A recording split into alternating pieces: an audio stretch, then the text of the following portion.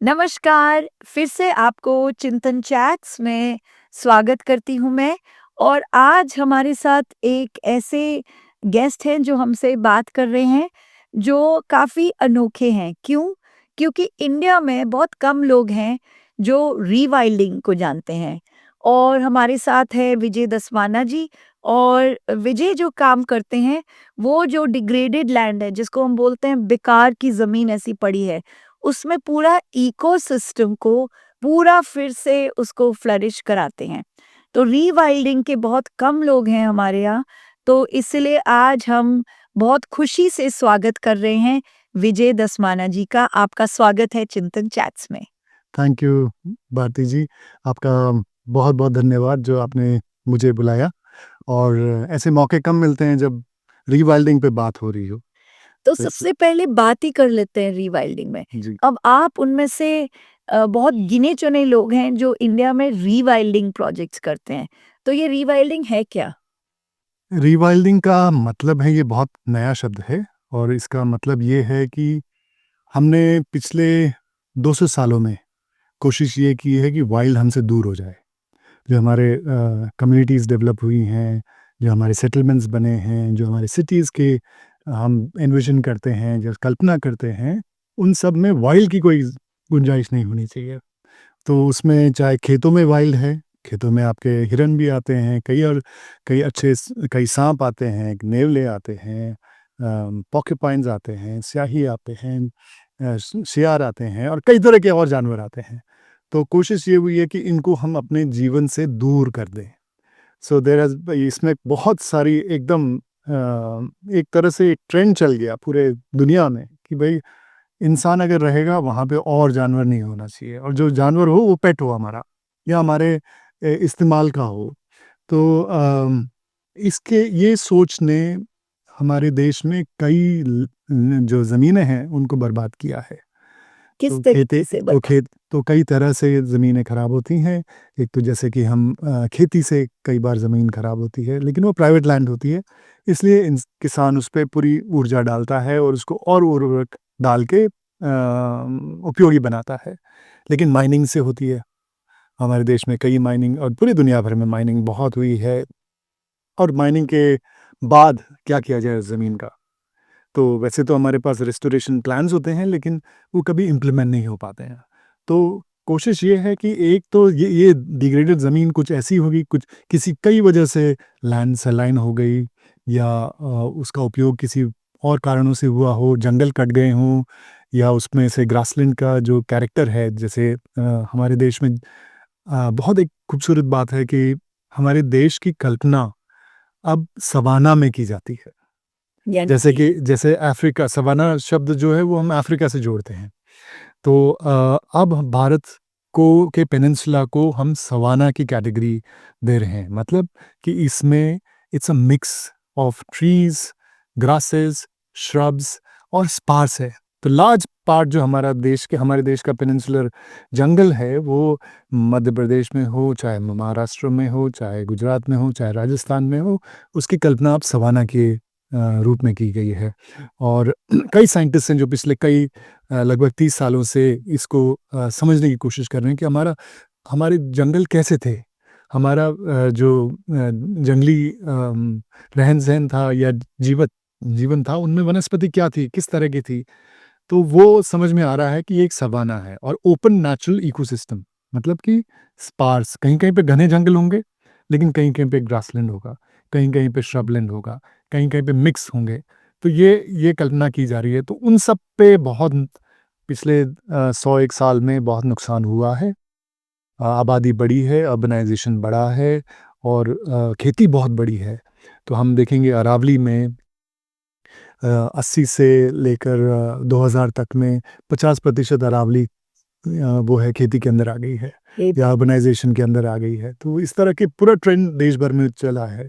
तो वो लैंड्स फिर डिग्रेडेड हो जाती है। तो उसको कैसे हम अ, उपयुक्त बनाएँ वाइल्ड के लिए। वाइल्ड मतलब सिर्फ़ जानवर नहीं है, वाइल्ड मतलब पौधे हैं, हैबिटैट है। अगर हैबिटैट है तो उसपे ही जीवन संभव है। जी। अगर हैबिटैट नहीं है तो फिर वाइल्ड आके करेगा क्या उसपे?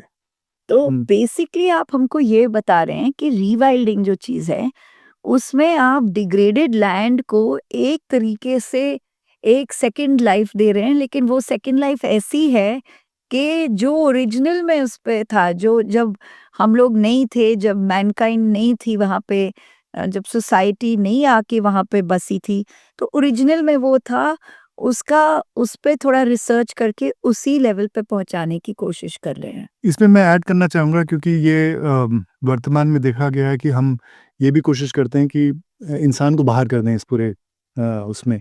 ये सच नहीं है। अगर हम देखें कि भारतीय पेनिनसुला को अगर देखें तो पिछले कम से कम 8-10 हज़ार साल से इंसान इसको ऑक्यूपाई करता रहा है। और अगर हम पूरा और पीछे जाएँगे तो 20-25 हज़ार तक हमारे पास रिकॉर्ड्स हैं कि जंगलों में इंसान रह रहा था, चाहे वो होमो सेपियंस थे या कोई और होमिनिड्स थे। तो इसका ये कल्पना भी गलत है कि इस इंसान विहीन जंगल या इंसान विहीन हैबिटेट इंसान था, बट वो एक उसका इन्फ्लुएंस जो उस हैबिटेट में था वो एक और जानवरों की तरह उसमें था, रादर देन कि अब जिस तरह से हो गया कि अब हम डोमिनेट करते हैं पूरे लैंडस्केप को सब और चीज़ अब हम उसको ट्रैक्टर जेसीबी बुला के हज़ारों एकड़ को निपटा सकते हैं। एक बहुत ही ऐसे में। बिल्कुल।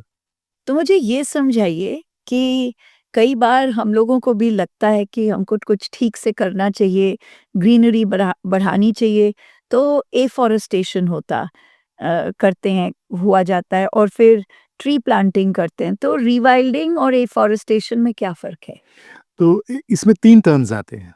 एक है एफ़ॉरेस्टेशन, फ़ॉरेस्टेशन, एफ़ॉरेस्टेशन एंड ये आपका रीवाइल्डिंग।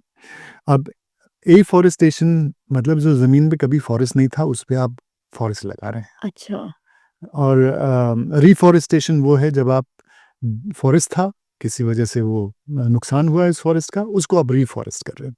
रीवाइल्डिंग में आप ये कर रहे हैं कि वो ज़रूरी नहीं है वो फ़ॉरेस्ट है।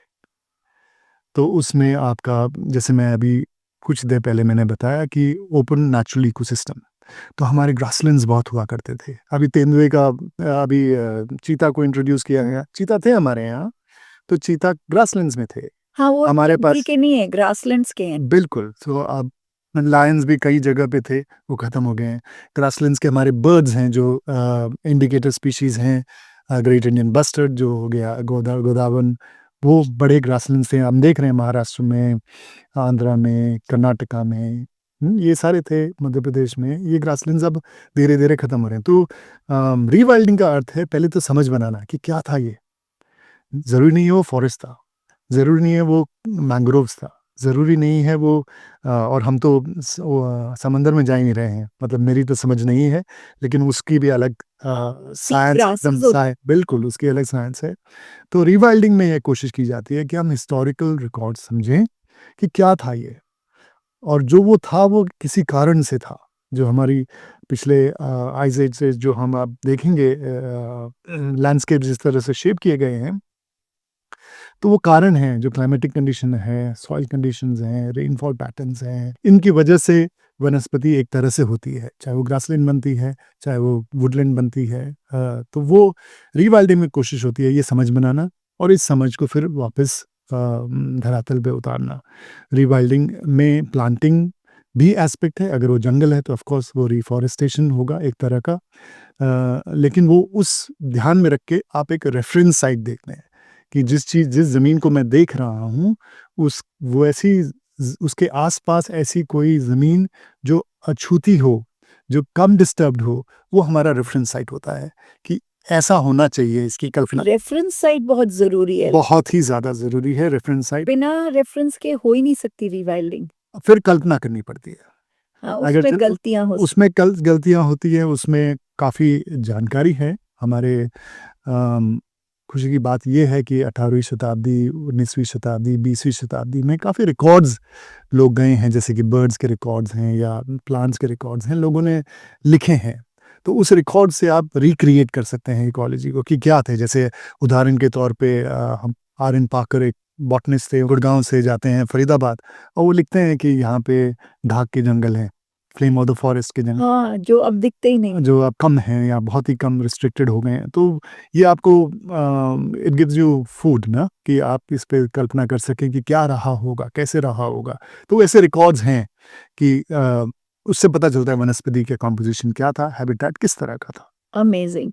तो एक चीज़ बताइए, अब कई बार हम सुनते हैं कि मैंग्रोव्स जब कोस्ट में होते हैं, तो अगर साइक्लोन्स आएँ तो काफ़ी कम इम्पैक्ट होगा, और कई लोग बहुत दुःख से ये बोलते हैं कि अब सब काट दिए मैंग्रोव्स, तो अब हम फिर से लगा रहे हैं। तो आप इसको रीवाइल्डिंग बोलेंगे कि क्या बोलिएगा? हाँ, अगर वो मैंग्रोव था, तो उसको लगाना तो रिवाइल्डिंग का हिस्सा, प्लस रिवाइल्डिंग में सिर्फ लगाने तक बात नहीं बनती। हमारी सबसे बड़ी परेशानी ये है कि हम लगा देते हैं और भूल जाते हैं। हाल ही में जैसलमेर में मेरे ख्याल से कोई रिकॉर्ड बनाने की प्लांटिंग हुई है, और अगले दिन एक रिपोर्टर गया, उसने पूरे एरिया को कवर किया। वहाँ आप देखेंगे तो पौधे ऐसा लग भी नहीं रहा है कि ये चलेंगे कभी। तो उस पे ध्यान नहीं देना, या हमारी जो सक्सेस है प्लांटिंग की, उस पे ध्यान देना और एक लंबे समय तक उसको प्रोटेक्ट करना, और उसमें देखना कि क्या सिर्फ प्लांट लगा देना काफ़ी नहीं है, उसके बाद वो कैसे चल रहे हैं। जैसे कि लोगों को इकट्ठा करने से एक गांव नहीं बनता है। जी, जी, जी। उसके बाद उनके बीच के संबंध कैसे हैं, उनके रिलेशनशिप कैसे हैं, और उनके आगे उनका भविष्य, उनके भविष्य की पीढ़ियां कैसे इंटरेक्ट कर रही हैं, वो भी निश्चित करता है, सुनिश्चित करता है कि ये आगे गांव चलेगा कि नहीं चलेगा। इसी तरह जब आप प्लांट कम्युनिटीज़ को साथ में लाते हैं या प्लांट करते हैं, तो उसमें ये देखना पड़ता है कि कौन किस तरह से एक दूसरे के साथ रिलेशनशिप बनेगा। तो प्लांटिंग एक बहुत ज़रूरी एस्पेक्ट है, मॉनिटरिंग उसके ऊपर बहुत ज़्यादा ज़रूरी है, उसकी एरिया की प्रोटेक्शन बहुत ज़रूरी है। तो मैंग्रोव्स, यस, कई मैंग्रोव्स के साथ-साथ आपके पास सैंड बैंक्स हैं, जहाँ पे मैंग्रोव्स नहीं हैं। तो ऐसा ना हो कि हम मैंग्रोव्स के नाम पे हर जगह को प्लांट कर दें, जो नहीं था उसको भी प्लांट कर दें। तो इसी विषय में मैं आपसे कुछ पूछूंगी। मैं कई लोगों से मिलती हूँ जो बड़े गर्व से मुझे ये बताते हैं कि हमने हमने पूरे लद्दाख में जहाँ एक भी पेड़ नहीं था, हमने पेड़ लगाए और अब वहाँ पे पानी बरसता है। तो मुझे तो आश्चर्य होता है, क्योंकि जहाँ तक मेरी जानकारी है वो ये बताती है कि लद्दाख बेसिकली एक कोल्ड डेजर्ट है, ऑपोजिट ऑफ राजस्थान जहाँ हॉट डेजर्ट है। तो एक तरीके से जो ये एफॉरेस्टेशन का क्रेज़ आप मान सकते हैं, जो चला पड़ा है, तो क कई कई टाइम में वो हार्म भी कर देती है। सही बात है। आई थिंक बहुत ही अहम इश्यू है। इसमें सबसे पहले समझ ये बनानी पड़ेगी कि क्यों हम प्लांट कर रहे हैं? वो मोटिवेशन क्या है? हाँ, क्या वो साइंटिफिक मोटिवेशन है? क्या वो ये फ्यूचर को लेके मोटिवेशन है कि क्लाइमेट चेंज हो रहा है, और ये हमारे मॉडलिंग ये बता रही है कि भविष्य में ये वेट होने वाला है, इसलिए हम ये प्लांटिंग करना चाहिए। मुझे नहीं लगता है कि इतनी सोच दी जाती है। हाँ। अभी ये है कि क्या नया प्रचलन है, जैसे कि मियावाकी। तो लोग लद्दाख में मियावाकी प्लांटेशन कर रहे हैं। तो मियावाकी, मतलब मियावाकी क्यों लोग इतना पसंद करते हैं? क्योंकि असली जंगल में मैं तो घूमी हूँ, कभी भी इतना टाइट और कॉम्पैक्ट नहीं होता और इतना प्रेडिक्टेबल और न्यूमेरिकल। तो ये कहाँ से आया, कुछ बताइएगा? तो मियावाकी फॉर्मूला जो दिया है, ये अकीरो मियावाकी एक इकोलॉजिस्ट बॉटनिस्ट थे, हैं जापान के। उन्होंने कल्पना की छोटे-छोटे, जापान में जगह कम है तो अर्बन एरियाज़ में छोटे-छोटे जंगल बनाने की। मैं उससे बहुत ज़्यादा नहीं जानता हूँ कि उन्होंने किस तरह से डिबेट किया, आर्ग्यू किया है अबाउट। कुछ पेपर्स मैंने पढ़े हैं उनके, तो उसमें वो डिस्टेंस को लेकर इतना नहीं कहते हैं। जो फ़ॉर्मूला हमारे यहाँ पे बन गया है कि 1 मीटर पे पेड़ लगाना, ये और एक एक ग्रिड फॉर्म में पेड़ लगाना, हाँ। उसके साथ श्रब्स भी डालना, उसके साथ सब क्लाइंबर भी बना डालना, रखा। फ़ॉर्मूला बना के रखा हुआ है। तो मुझे नहीं मालूम वो उन्होंने कहा है, क्योंकि उनके पेपर में वो रिफ्लेक्ट नहीं होता है, जो उनके ओरिजिनल राइटिंग है उसमें जो मैंने पढ़ा है। हो सकता है बाद के सालों में हो, लेकिन वो दिखता नहीं है। लेकिन जो फ़ॉर्मूला भारत में आ गया है, वो बड़ा ही मुश्किल हो गया है, क्योंकि जब हम कहते हैं कि जंगल तुरंत बन जाएगा, जंगल 10x आपको देगा, तो वो एक बहुत मुश्किल सिचुएशन हो जाती है, क्योंकि वो हम उसमें वैल्यू जजमेंट देने लगते हैं। वैल्यू जजमेंट ये है कि हमारा रेन फॉरेस्ट अच्छा है, हमारे थार के विल्डरनेस बुरे हैं, क्योंकि रेन फॉरेस्ट में टॉल ट्रीज होते हैं, डेंस कैनोपी होता है, इसलिए वो अच्छे हैं। तो वो हमारी अपनी समस्या है। आज अगर मैं किसी को भी कहूँ कि आंख बंद करो और कल्पना करो कि जंगल कैसा होता है, तो वो एक रेन फॉरेस्ट कल्पना करेगा। हाँ, कभी गया ना हो, फिर भी वो रेन फॉरेस्ट की कल्पना करेगा। Amazon rain forest. So that's very unfortunate, क्योंकि हम विल्डरनेस की बात करते हैं, हम रिक्रिएटिंग विल्डरनेस की बात करते हैं। मियावाकी के फॉर्मूले से, जो फॉर्मूला भारत में लग रहा है, और मैं एक पैच को ऑब्जर्व करता हूँ जो यमुना फ्लड प्लेन में, फर्स्टली फ्लड प्लेन पे होना नहीं चाहिए था, तो जो स्पीशीज़ बहुत तेज़ बढ़ती है उसने उसको कब्जा कर दिया है। जो स्पीशीज़ कम उगती है वो एकदम अभी स्टंटेड है, नहीं चल रही है। फिर देख रहे हैं अंडर स्टोरी में भी वही चीज़ चल रही है, जो जिसको हम कहते हैं पायनियर्स, या जो फास्ट ग्रोइंग स्पीशीज़ हैं, जो दूसरे हैं वो नहीं चल पा रहे हैं। तो ये एक फॉर्मूला हर जगह फिट होने वाला इज़ अ बैड आइडिया। मेरे हिसाब से ये कहीं पे भी हम चिपका दें, कट पेस्ट कर दें, ये बहुत ही मुझे नहीं लगता अच्छा आइडिया है। Scientifically of course there are papers after papers, हमने पूरे दुनिया में भी पेपर आए, रिलीज़ हुए हैं, जिसमें लिखा है कि लॉन्ग टर्म बेनिफिट कुछ नहीं है। शॉर्ट टर्म गेन है कि शॉर्ट टर्म में आपको हरा दिख जाएगा, तुरंत हरा दे, क्योंकि कॉम्पिटिशन। मियावाकी ये जो क्रेज़ है उसमें कोई फ़ायदा नहीं है। हाँ, उसमें फ़ायदा नहीं है, प्लस आप इतना महँगा है, और मुझे तो लगता है कई बार कि लोग क्योंकि महँगा है और क्योंकि इसमें प्रॉमिस है, लोग इसको प्रचलन में आ गया है एक तरह से। हाँ, ये बहुत पॉपुलर हो गया है ये बहुत वाक़ई। पॉपुलर।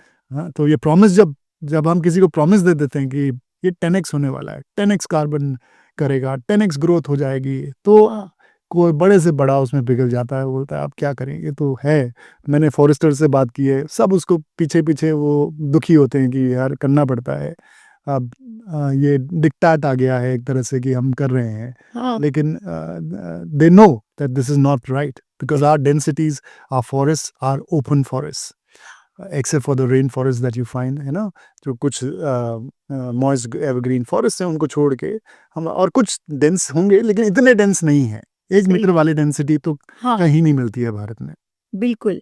तो अब मैं दूसरी चीज़ आपसे पूछना चाहती हूँ, शहरों के बारे में। अब इंडिया की पॉपुलेशन ऑलमोस्ट 80% 2050 तक शहरों में रहेगी। तो अब रीवाइल्डिंग क्या, वो तो पूरे ही शहर बन गए।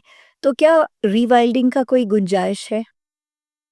तो ये तो बहुत बढ़िया क्वेश्चन है, क्योंकि मैंने तो अर्बन एरियाज़ में ज़्यादा काम किया है, और जो सबसे बहुत इंटेंसली जिस प्रोजेक्ट में मैंने काम किया है वो है रावली बायोडायवर्सिटी पार्क, गुड़गाँव और वाला। गुड़गाँव वाला, जो जो दिल्ली और गुड़गाँव के बीच में बैठा है।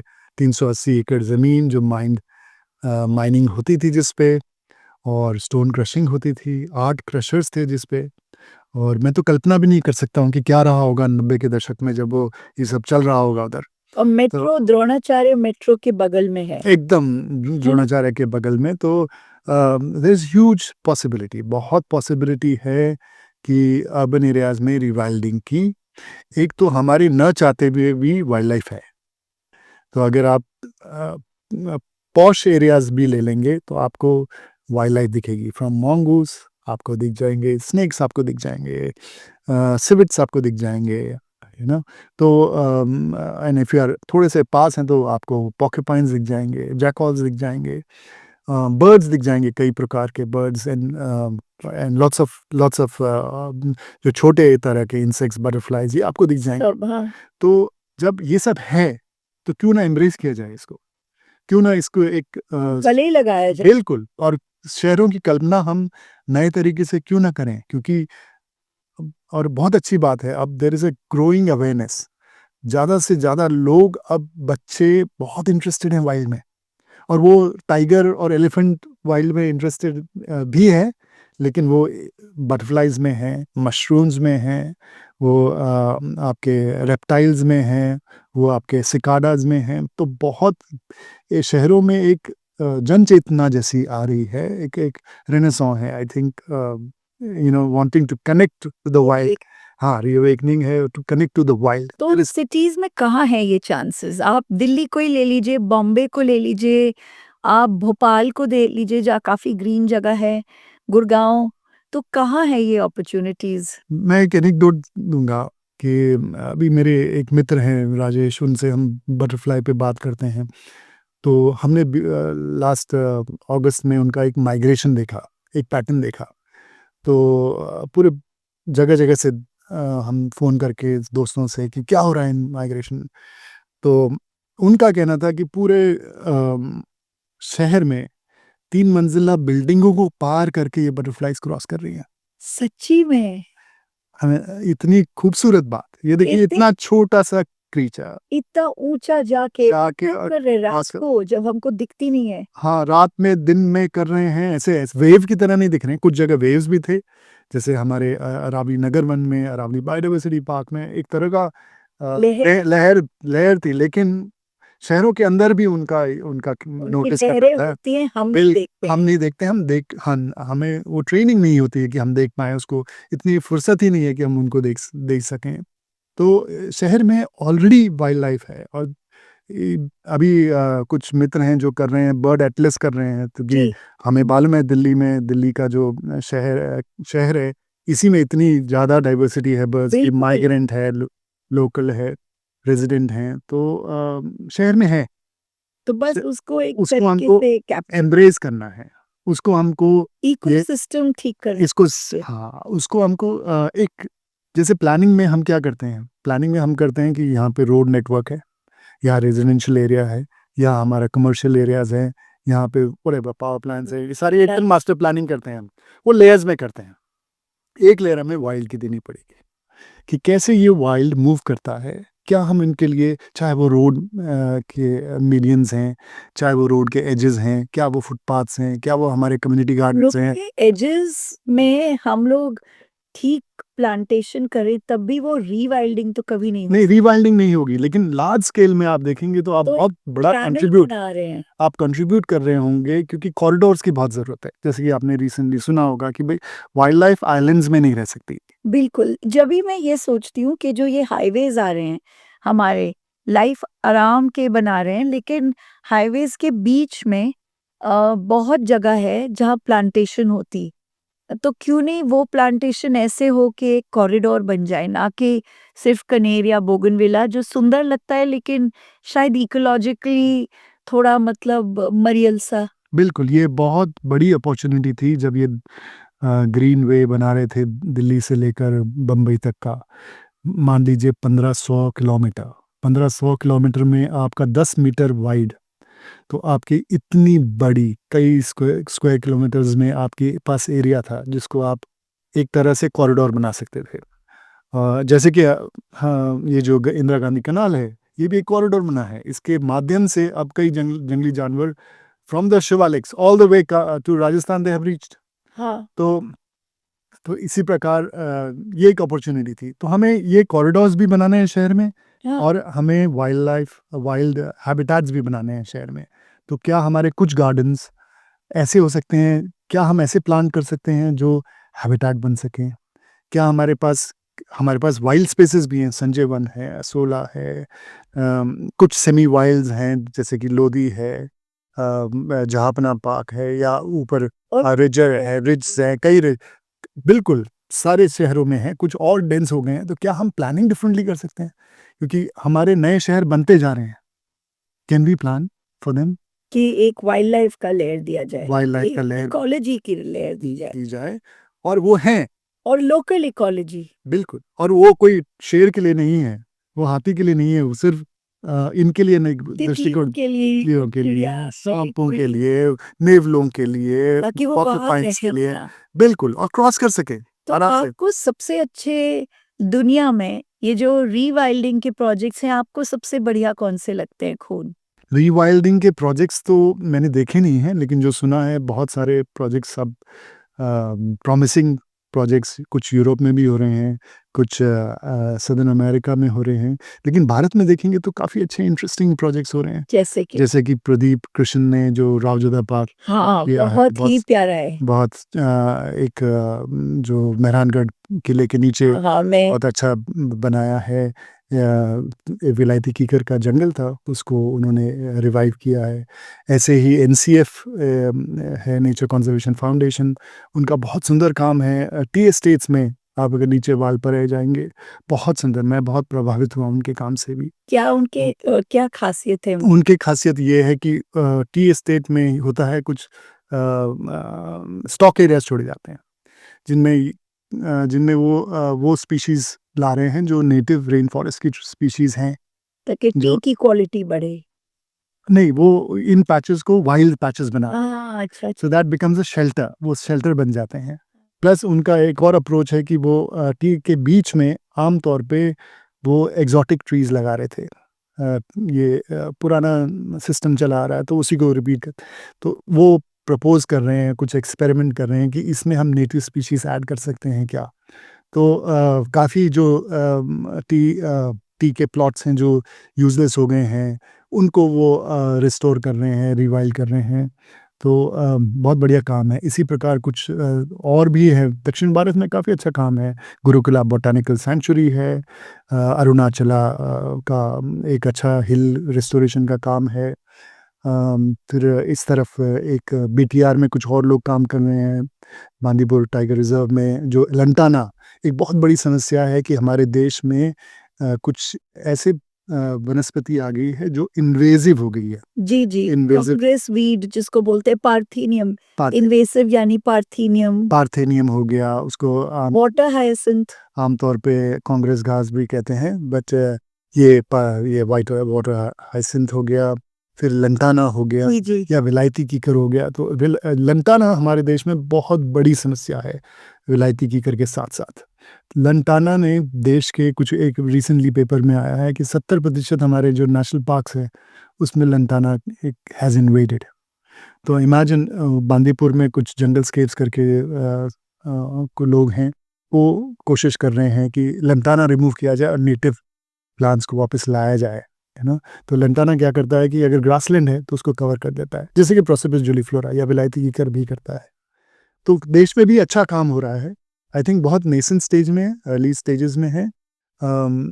मुझे लगता है कि हमारे फॉरेस्ट डिपार्टमेंट को बहुत कोलैबोरेट करना चाहिए। हमारे फॉरेस्ट एकेडमीज़ में इकोलॉजिकल रिस्टोरेशन, रीवाइल्डिंग के प्रोग्राम्स होने चाहिए, मॉड्यूल्स बनने चाहिए, ताकि हमारे जो फॉरेस्टर्स हैं, जो असली में लैंड होल्डर्स हैं और कस्टोडियन हैं हमारे जंगलों के, रिवर्स के, हाँ। वो रेस्टोरेशन, रीवाइल्डिंग को, इकोलॉजिकल रिस्टोरेशन को सीरियसली ले सकें। नहीं, बहुत बढ़िया आइडिया ये तो। तो ये पॉजिटिव नोट से इस पॉडकास्ट को यहीं पे ख़त्म करती हूँ। ये जो पॉजिटिव चीज़ें आपने बताई, मतलब मुझे खुद इतनी सारी चीज़ें नहीं पता थी, तो लग रहा है कि एक छोटा-सा आंदोलन शुरू हो गया है ऑलरेडी इंडिया में रीवाइल्डिंग का और रेस्टोरेशन का। अब आप आगे के लोगों के लिए क्या कर रहे हैं, ज़रा आप ये बताइए? जैसे मैंने ज़िक्र किया कुछ प्रोजेक्ट्स का, हम लोग ने मिलके एक इकोलॉजिकल रिस्टोरेशन अलायंस बनाया है। तो जिन-जिन लोग, जैसे मुझे लगभग 17-18 साल हो गए हैं, जो हम रीवाइल्डिंग, ये इकोलॉजिकल रिस्टोरेशन भी रीवाइल्डिंग है एक तरह से। प्रदीप हैं या एनसीएफ हैं या कुछ और ऑर्गेनाइजेशंस ने मिलके इकोलॉजिकल रिस्टोरेशन अलायंस बनाया है। और हमारी कोशिश ये है कि यंग्स लोग जो कुछ ऐसा करना चाहते हैं, एक प्लेटफॉर्म हो उनके लिए। ये कोई ऑर्गेनाइजेशन नहीं है, ये एक अलायंस है, तो वो सीख सकें, एक्सपीरियंस ले सकें, और हम ऐसे कोर्सेज़ भी कर रहे हैं ताकि लोग उसको कर सकें। अभी हाल ही में 10, 11, 12 को हम एक कोर्स कर रहे हैं, इसमें वर्कशॉप मोड में, कि आएँ, सीखें और खुद जाके करें।